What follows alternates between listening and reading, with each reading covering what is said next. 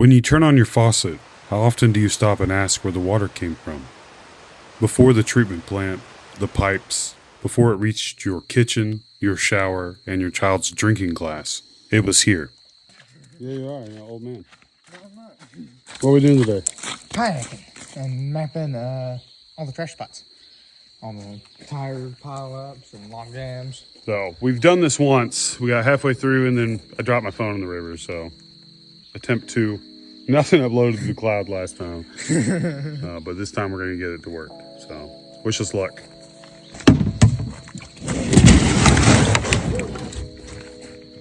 This is the Little Sandy River.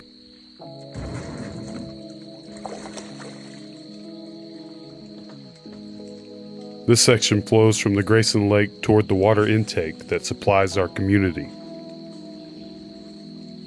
We don't drink this water untreated, but the journey to our faucet begins in this river. So when we ask what's hiding in the Little Sandy, aren't we also asking what's sitting upstream from all of us? Almost to Leon, and we had to stop for a second. I hope this comes through on the camera. This tree is baking in the sun and steaming all the water off. And when we came around the bend up here, it almost looked like the tree was on fire.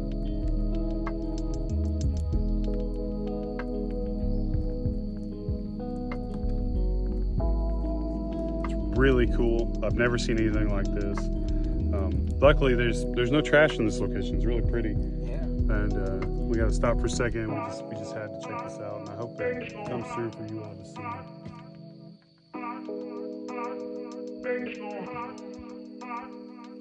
But let's get moving to Leon. We got a lot of paddling left to do to get to Grayson.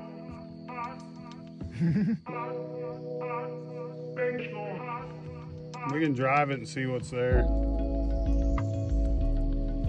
So, 1, 2, 3, 4, 5, 6, 7, 8, 9, 10, 11, 12.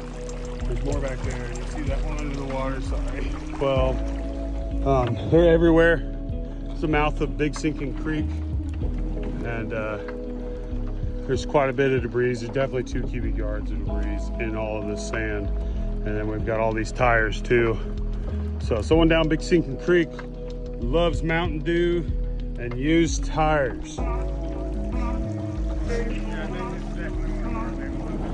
Oh yeah, Big Sinking Creek. Look like they're burning too there.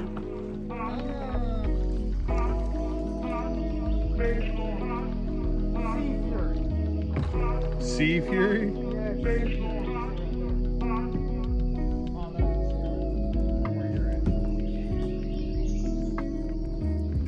That's seen better days. What does clean water look like from the road? From a bridge, the river may appear quiet, green, and untouched. But what's waiting around the next bend? What's caught behind a fallen tree? What's buried beneath the leaves? What is hidden under the water where nobody passing above can see it? If it's okay. I might hand you my phone because it's hard to see from down here.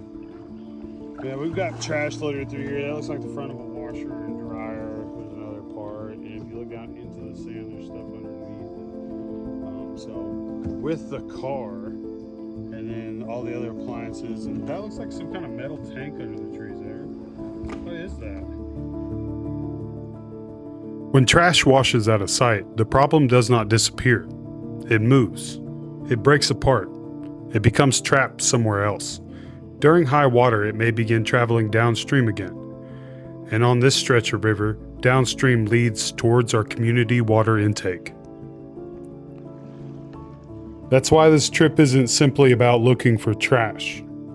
We are building a field inventory.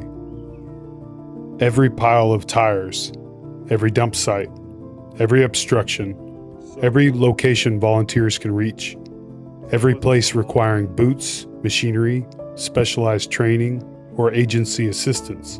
We are recording where the problem is, what condition it is in, how it can be assessed, what equipment may be required, and what evidence exists before any work begins. Because a problem remembered only by the people who witnessed it can eventually be forgotten. A documented problem becomes an assignment. And then right after the blue heron feather, we're on the river. It's beautiful. We just went under that historic bridge. It's an old railroad bridge. It's beautiful. Blue heron feather, beautiful. And then this is why we're here. Because this isn't fresh. This is in the water. It's old. It's into the bank. So there's some tires completely covered up. This is from a generation of people that I really care about and I really love, and they had different beliefs and different standards, and tires didn't hurt things, and that's the way they believed it. We believe different, so we're gonna clean this up. We're setting all these points onto the maps, and we are gonna come back and we are going to clean this up. No, we shouldn't touch them because they could leak out all the battery acid. We need to come here with the John boat. We got to seal them. Oh, it's a Caterpillar battery, so it's one of the. Oh, it's off equipment. Oh my gosh. Yeah, so it's heavy equipment. Each point on this map represents a real location. It can hold coordinates, photographs, field observation, access information, hazards, equipment needs, and the amount of work volunteers may be able to perform safely. And then right over here you can see the old historic bridge right down the way. That changes the question from, is there trash somewhere in the river, to what is the exact location and what will it take to restore it? The map allows us to return to the same place. It allows us to document conditions before the work begins. It allows us to record what was removed. And it allows us to return later to verify whether the restoration held. Locate, assess, verify, observe, intervene, evaluate. Those steps can turn one river trip into a permanent restoration record.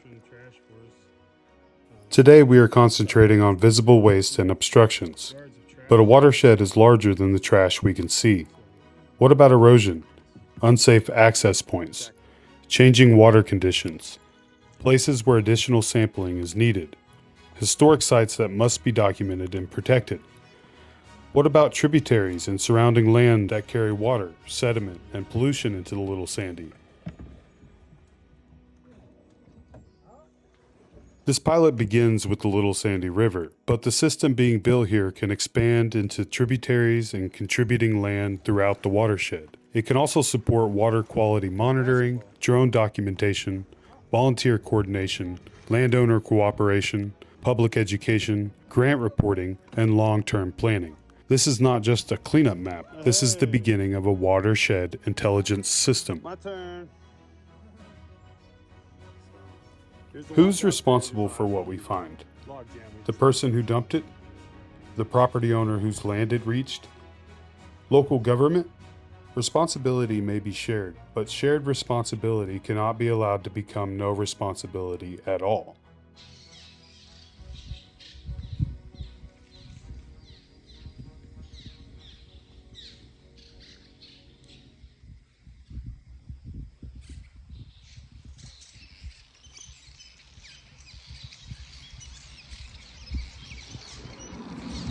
What will our children inherit from this work?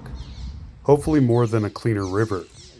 They should inherit the map, the field records, the methods, the partnerships, the before and after evidence, and the knowledge required to continue protecting the watershed after us. Benches out of a car. I think that's a whole vehicle right there, actually. They should not have to begin with rumors, scattered photographs, and memories of where someone once saw a dump site. They should begin with a working system.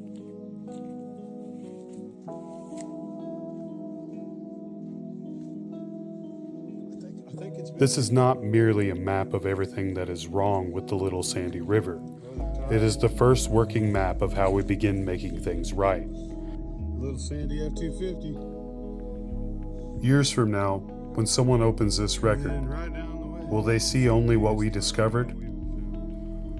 Or will they see what volunteers removed, what landowners helped protect, what agencies helped address, what the community learned, and what was prevented from returning? The Little Sandy will continue carrying water towards our intake and through our community. Now we are building a system that allows the work to move forward with it. Measure the problem. Organize the response. Complete the work. Verify the result. Then teach the next generation how to repeat it. That's why I never came up. That is how a cleanup becomes restoration, and how restoration becomes stewardship. So much. Oh my gosh.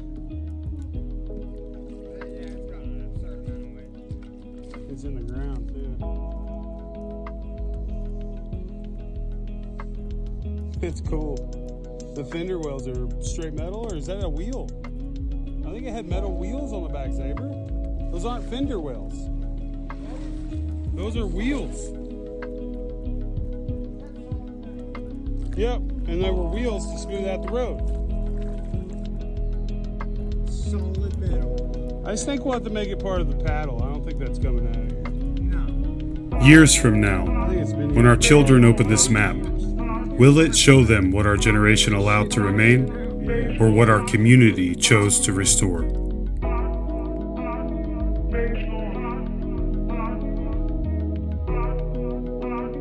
Make